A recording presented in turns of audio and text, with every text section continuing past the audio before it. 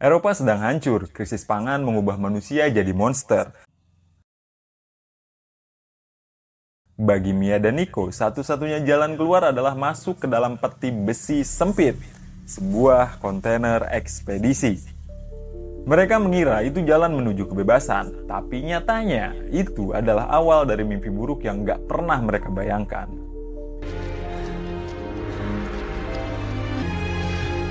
¿Estás bien? Di dalam sana ternyata terdapat beberapa warga yang juga memiliki tujuan yang sama. Dan dari sini kita juga diberitahu bahwa Mia sedang mengandung anak pertamanya. Ya está. ¿De dónde lo has sacado? Dalam upaya penanganan krisis, entah kenapa pemerintah memilih cara yang kejam, yaitu dengan cara menghabisi ibu hamil dan anak-anak kecil karena dianggap menjadi beban negara. Singkat cerita, perjalanan Mia pun sampai di titik pertama. Di sini petugas ekspedisi memeriksa semua penumpang gelap untuk mengetahui berapa jumlah yang akan mereka bawa. Setelah pemeriksaan selesai, terjadi percakapan penuh romantisme antara Nico dan Mia tentang anak mereka yang masih dalam kandungan itu.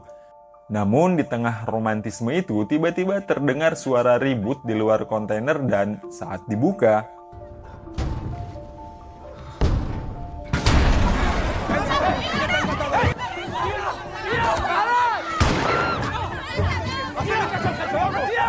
Yo estaba dentro, con mi mujer. ¡Dentro!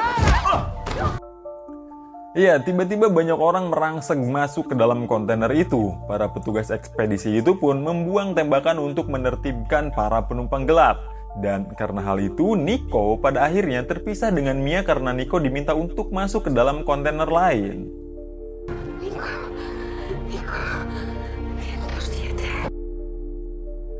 Melalui telepon, Nico meminta Mia untuk tenang dan meminta Mia untuk menjaga barang bawaannya. Mia kemudian mengiyakan. Saat mobil sudah mulai berjalan, di sepanjang jalan Mia menyaksikan sebuah pemandangan bak neraka. Anak-anak dipisahkan paksa dari ibunya, jeritan ibu hamil pecah, dan kemanusiaan seolah mati di tangan petugas. Suasana tampak begitu kacau.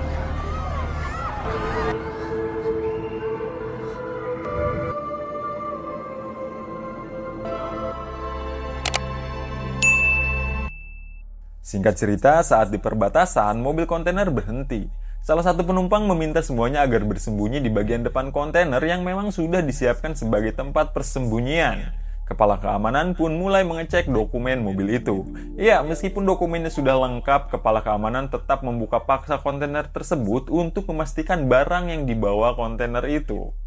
Kepala keamanan itu pun kemudian mulai masuk dan memeriksa isi kontainer. Dan saat di dalam kontainer, kepala keamanan itu mulai curiga. Ruang di dalam kontainer itu terasa lebih sempit dari seharusnya. Firasatnya sangat tajam. Kepala keamanan itu pun meminta anak buahnya untuk masuk sementara dia akan memeriksa di luar. Dan saat anak buahnya melepaskan beberapa tembakan, akhirnya firasat si kepala keamanan itu terbukti benar. Kepala keamanan itu pun kembali ke dalam seraya membujuk agar semua orang yang bersembunyi segera keluar. Namun, para penumpang gelap tidak segera keluar karena takut akan dihabisi nantinya. Nah, si kepala keamanan kemudian mengancam akan memberedel mereka. Dan sesaat akan melepaskan tembakan, tiba-tiba seseorang keluar dari persembunyian. Dan ya, untungnya Mia berhasil bersembunyi di atas peti barang sebelum peluru-peluru itu mengenainya.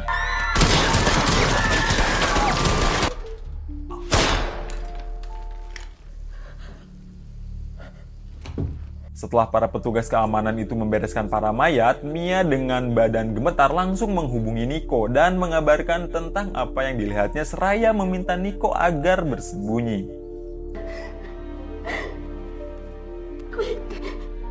Escóndete, los ha matado a todos.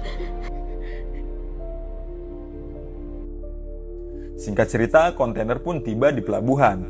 Kontainer pun mulai dinaikkan ke atas kapal. Mia kembali menghubungi Nico, tapi kali ini Mia tidak mendapatkan jawaban dari suaminya itu. Mia kemudian melihat ke sekitar dan menemukan beberapa barang penumpang lain dan menyimpannya. Kemudian Mia pun tidur. Namun tiba-tiba, ya, guncangan hebat membangunkan Mia. Saat Mia mengintip keluar, rupanya sedang terjadi badai yang sangat hebat. Dan hal itu membuat Mia terombang-ambing di dalam kontainer seorang diri sehingga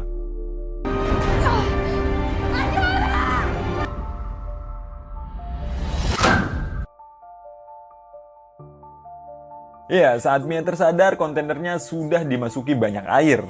Mia kemudian melihat sekitar dan mengintip keluar. Dan betapa kagetnya karena sejauh mata memandang yang dilihatnya hanya air.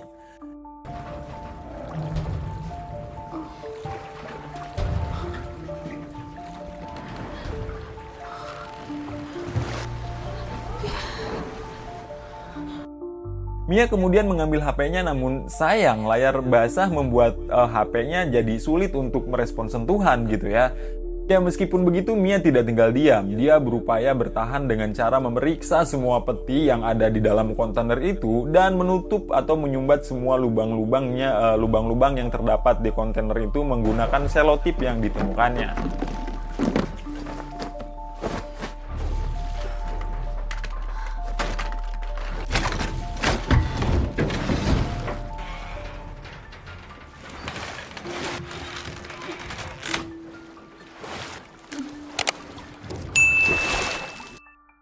Selesai menutup semua lubang, Mia mendengar suara teriakan dari arah luar. Mia kemudian melihatnya melalui celah lubang kontainer. Dan dari celah lubang itu, terlihat kontainer hijau yang sama persis dengan kontainer yang ditumpangi oleh Nico, mengambang dan perlahan mulai tenggelam. Dengan setengah putus asa, Mia kemudian mengambil HP-nya dan memindahkan SIM card-nya ke ponsel lain yang ia temukan. Namun, tetap saja, meskipun Mia beberapa kali mencoba menghubungi Nico, tak sekalipun Mia mendapatkan jawaban.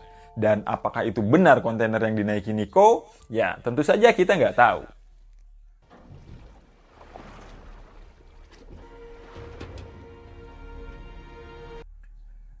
Saat hari mulai gelap, Mia semakin diselimuti oleh keputusasaan. Mia kemudian berniat menghabisi hidupnya. Namun, mengingat kandungannya yang sudah mulai tua, pada akhirnya Mia pun mengurungkan niat buruknya itu. Dalam upayanya untuk bertahan, Mia setiap waktu terus mencoba menghubungi suaminya. Namun, sampai air mulai sedikit demi sedikit memenuhi kontainer pun, Mia masih belum mendapatkan jawaban dari suaminya itu. Mia kemudian tertidur, namun tidak lama setelah itu, Mia dibangunkan dengan kondisi air yang semakin memenuhi kontainer. Ya, ternyata itu cuma mimpi. Sepertinya mimpi itu menjadi peringatan untuk Mia agar bisa lebih bersiap menghadapi situasinya itu. Dan 2 hari sudah Mia terombang-ambing di laut di dalam kontainer. Dan di hari itu juga Mia mengumpulkan semua barang yang ditemukannya untuk dia simpan, siapa tahu nanti bisa berguna. Dan saat Mia sedang berpikir, dering telepon berbunyi. Mia pun mengangkatnya, dan dari balik telepon Nico mengabarkan tentang situasinya yang saat ini tertahan di luar kota dan mengatakan akan butuh waktu lama agar Nico bisa menyusul Mia di tempat yang sudah mereka janjikan. Namun Mia memotong omongan Nico itu dengan mengatakan bahwa saat ini Mia terjebak di dalam kontainer yang mengapung di tengah lautan. Di tengah tangis Mia yang panik dan ketakutan, Nico mencoba menguatkan Mia dan meminta Mia untuk tetap bertahan bagaimanapun caranya, sampai Nico berhasil menyusulnya. Sabes que te quiero más que ayer.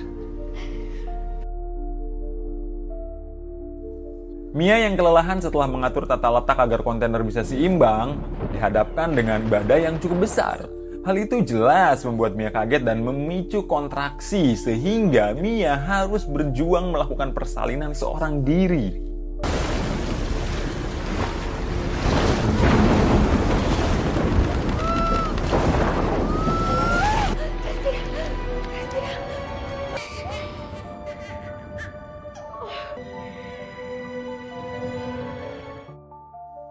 Di hari-hari berikutnya, Mia dengan segala keterbatasan dan situasi juga kondisi yang sulit, berusaha dengan sekuat tenaga menjaga anaknya. Air laut yang semakin lama semakin memenuhi kontainer memaksa Mia harus sesegera mungkin mencari cara agar bisa terus bertahan. Dan untuk itu, Mia kemudian melubangi atas kontainer dengan sebuah bor.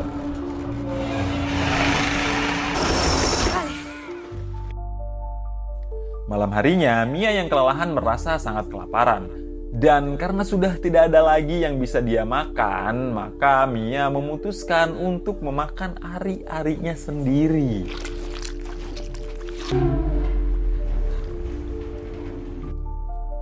Kemudian tidak lama Mia mendengar suara aneh di balik kontainer. Mia lalu mengintipnya. Dan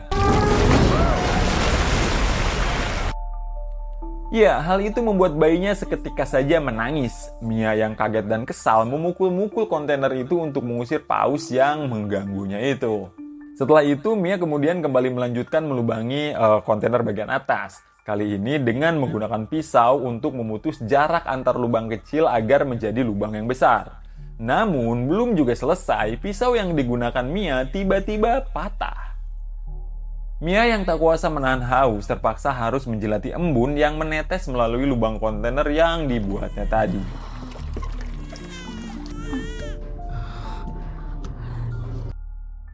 Beberapa waktu berselang, Mia yang kelelahan mulai berhalusinasi. Mia membayangkan betapa kecewanya anaknya dengan keadaan yang dialaminya ini. Mendengar itu, Mia merasa terpukul. Namun, tidak lama Nico muncul dalam bayangan Mia seraya menguatkannya.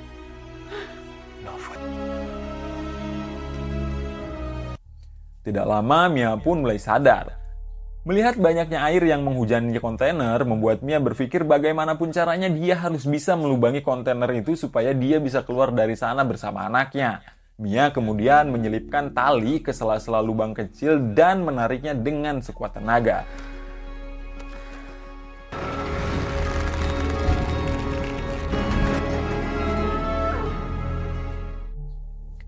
Setelah Mia berhasil melubanginya, perasaan Mia pun menjadi sedikit senang. Karena baginya, lubang itu menambah sedikit kemungkinan Mia untuk bisa selamat.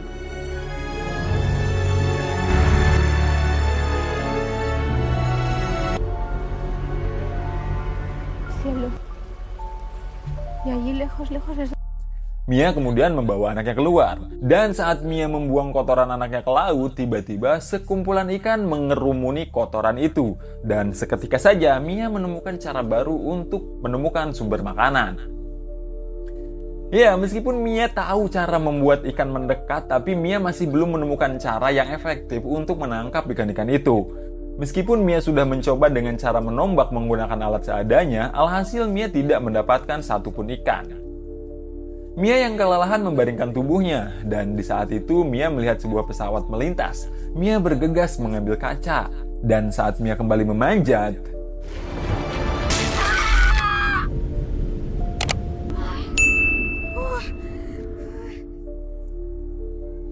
iya, pahanya menyangkut pinggiran kontainer dan merobeknya.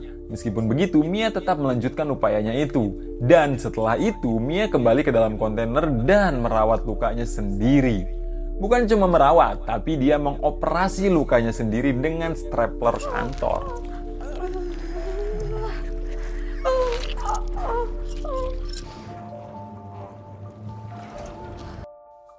Esok harinya, Mia kembali mencoba menangkap ikan. Kali ini Mia tidak menombaknya, melainkan menjebaknya dengan jaring. Dan setelah beberapa saat menunggu, Mia pun berhasil mendapatkan satu ikan dan langsung menyantapnya. Di hari ke-9, Mia berhasil menyetok banyak ikan untuk menjadi bekal makanannya yang juga sekaligus sumber ASI untuk bayinya. Dengan segala keterbatasan dan kondisi yang memprihatinkan, Mia masih terus bertahan. Selain itu, kali ini Mia membuang banyak Tupperware ke laut yang berisi tulisan minta tolong dan titik koordinat tempatnya berada. Ya, tentu saja hal itu dilakukan dengan harapan satu di antara banyak Tupperware itu bisa ditemukan oleh seseorang dan menolongnya. Di hari ke-12, Mia berusaha menjaga kewarasannya dengan cara bercerita kepada anaknya. Dan di saat ini, kondisi kesehatan Mia dan bayinya mulai agak sedikit menurun nih. Mia mencoba menghangatkan ruangan dengan menyalakan api dengan bahan seadanya, agar bayinya tidak begitu kedinginan.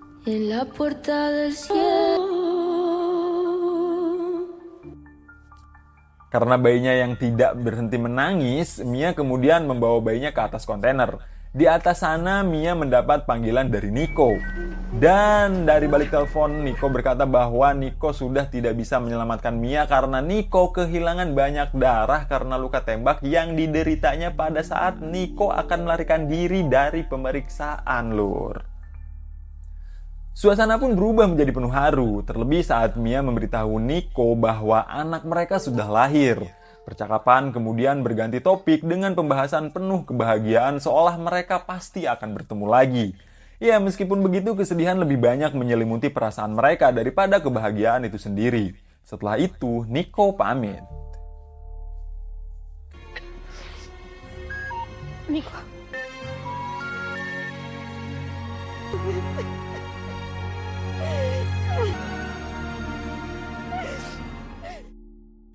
Hari demi hari berlalu, 26 hari sudah Mia bertahan di kontainer itu.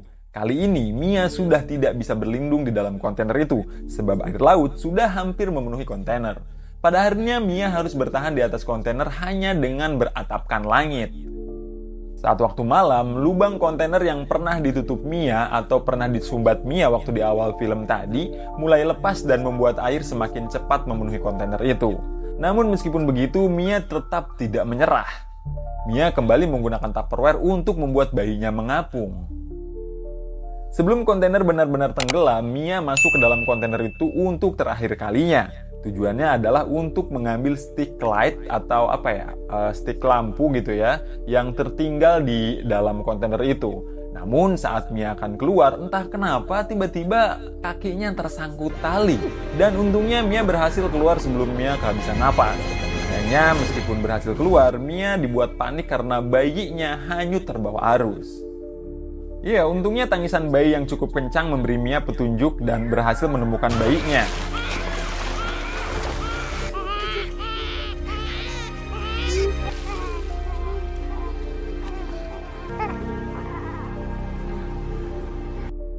Saat pagi mulai datang, Mia sudah kehabisan cara dan tenaga untuk bertahan hidup. Dengan sangat lemas, Mia menyender di pelampung anaknya. Seraya mengatakan kepada anaknya bahwa sebentar lagi mereka akan segera tiba di tempat baru yang akan memberi mereka kecukupan. Setelah itu, Mia mengeluarkan semua ikan mati yang berhasil ditangkapnya dan setelah itu genggaman Mia terlepas. Mia pun tenggelam. Di udara ratusan burung camar terbang mengitari pelampung bayinya Mia. Hal itu terlihat oleh salah satu keluarga nelayan. Keluarga nelayan itu pun langsung memacu perahunya mendekat ke arah burung-burung itu. Dan iya, mereka menemukan bayinya Mia dan langsung mengangkatnya.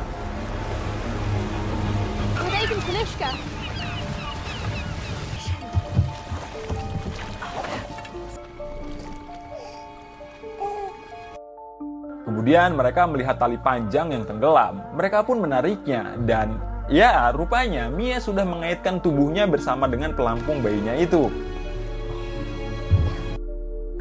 Keluarga nelayan itu kemudian mencoba menolong Mia. Awalnya mereka pesimis kalau Mia bisa kembali bernafas. Namun entah kenapa saat bayinya menangis, Mia seperti terpanggil dan hal itu membuatnya kembali bernafas.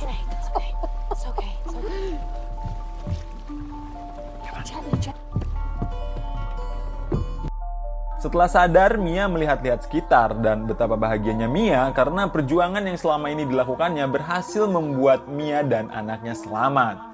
Dan tentang tempat yang akan memberi kecukupan itu, entah di mana adanya.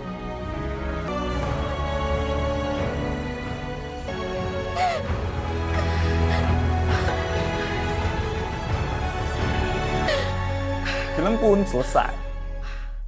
Tamat. Ya, pada akhirnya tempat yang memberi kecukupan itu bukan soal geografi ya, tapi soal pelukan hangat seorang ibu yang berhasil menantang maut demi napas anaknya. Nowhere ternyata adalah tempat di mana keajaiban dimulai. Jujur, Nowhere ini bukan sekedar film survival biasa ya, ini juga kayak surat cinta sekaligus horor tentang seberapa jauh seorang ibu bisa melampaui batas kemanusiaannya. Bayangin, makan ari-ari sendiri sampai operasi paha pakai stapler cuma buat mastiin anaknya tetap bernapas. Tapi pertanyaannya, apakah perjuangan sehebat itu masuk akal? Atau film ini terlalu mendewakan keajaiban gitu ya, sampai mengabaikan logika? Ya jujur aja, di beberapa bagian emang kerasa kayak too much plot armor gitu di film ini. Ya, Mia selamat dari berondongan peluru, selamat dari badai. Dan di akhir film, parah lagi. Setelah tenggelam berjam-jam di laut, Mia masih bisa selamat gitu ya. Gimana gitu ya? Apakah film ini termasuk ke dalam film survival yang realistis atau cuma drama yang kebetulan tokoh utamanya dijagain sama si penulis skrip gitu ya? Coba absen di kolom komentar. Kalian tim yang terharu atau tim yang geleng-geleng kepala pas nonton endingnya? Oke, itu aja alur cerita film yang bisa gue suguhkan kali ini. Jangan lupa like, comment, share, dan subscribe channel seperti biasa ID. Kita ketemu lagi di video selanjutnya.